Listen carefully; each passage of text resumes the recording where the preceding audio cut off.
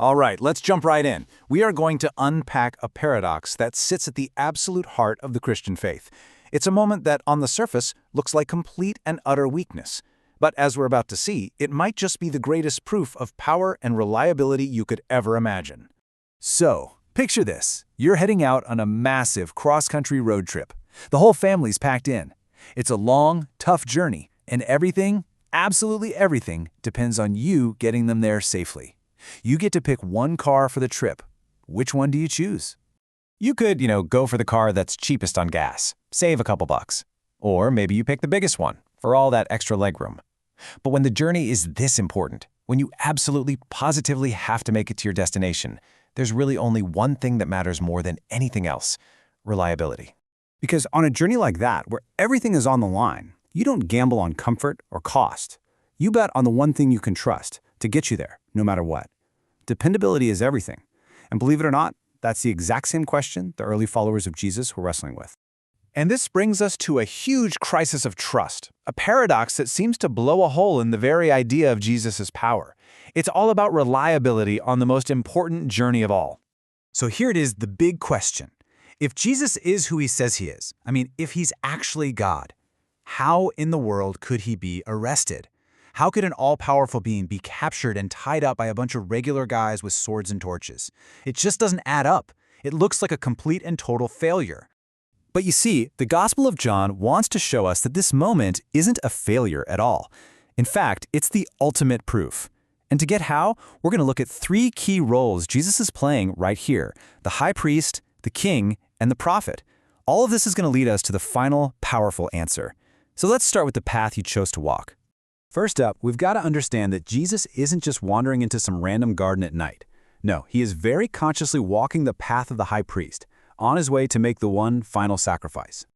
The text tells us Jesus crossed the brook Kidron. Now, for us today, that's probably just a name on a map. But for anyone reading this back then, whoa, that was a massive, loaded signal.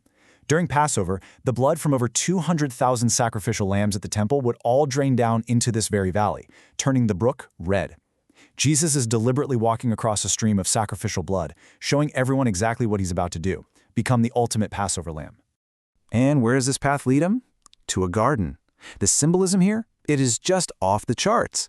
Think about it. In the first garden, Eden, you have a sinless man who meets a tempter, and he makes a choice that leads to humanity's downfall. Now here, in this garden, another sinless man meets a betrayer, and he makes a choice that will lead to humanity's salvation. This is no accident. It is a cosmic do-over. Okay, so he's the willing sacrifice. Got it. But here's the twist. Far from being a helpless victim, Jesus shows absolute kingly authority, even as an army is closing in to arrest him. And just think about the force they sent to get him. The original text uses a term for a Roman cohort, which could be up to 600 trained soldiers.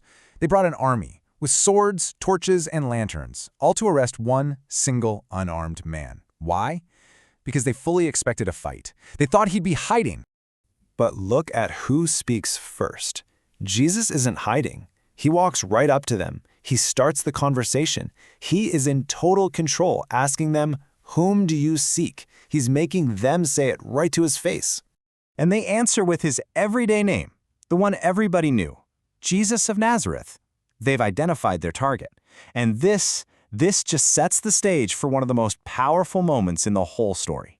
Jesus replies, "I am he." But in the original Greek, it's just two words: ego eimi, I am. Now, for anyone who knew their Old Testament, this was electrifying. It's the divine name of God, what he told Moses at the burning bush. Jesus isn't just saying, "Yep, that's me."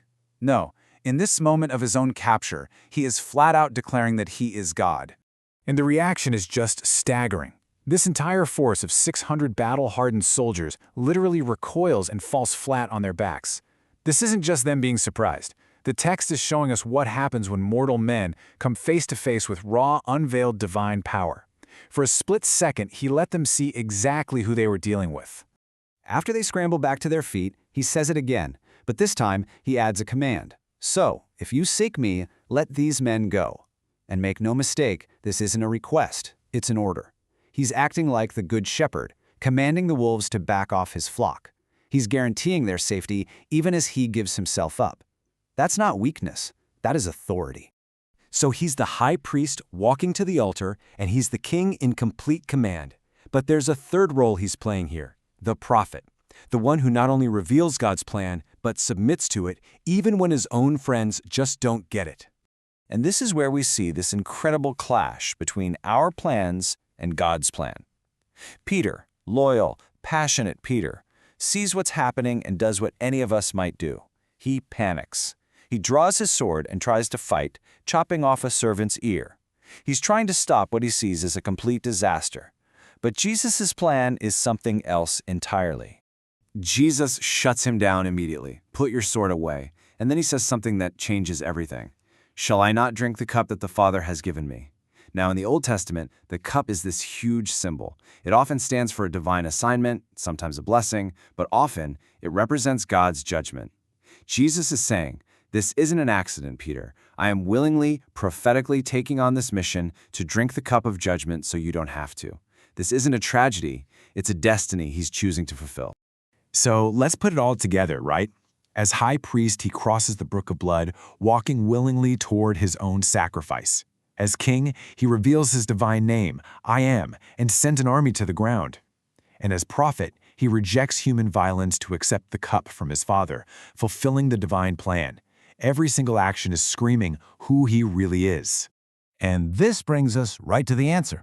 The paradox isn't solved by explaining away his arrest. It's solved by seeing the incredible power he showed right in the middle of it. So here's the bottom line. The arrest of Jesus was never, ever a moment of weakness. It was the exact opposite. It was a perfectly controlled, deliberate demonstration of his true identity as priest, king, and prophet. He was in complete command of the situation from start to finish. And let's bring it all the way back to that road trip. If you are looking for someone or something to trust with the journey of your life, who is more reliable? The person who tries to avoid all the trouble, or the one who walks right into the heart of it, stares down an army, declares that he is God, and proves he has the power to command his own captors, yet still chooses to go through with it for a much bigger purpose? So that leaves us with one final thought to chew on. If this moment, which looks like the very definition of being powerless, was actually his greatest demonstration of strength and reliability, what does that mean for us? What does that change about where we look for strength in our own lives?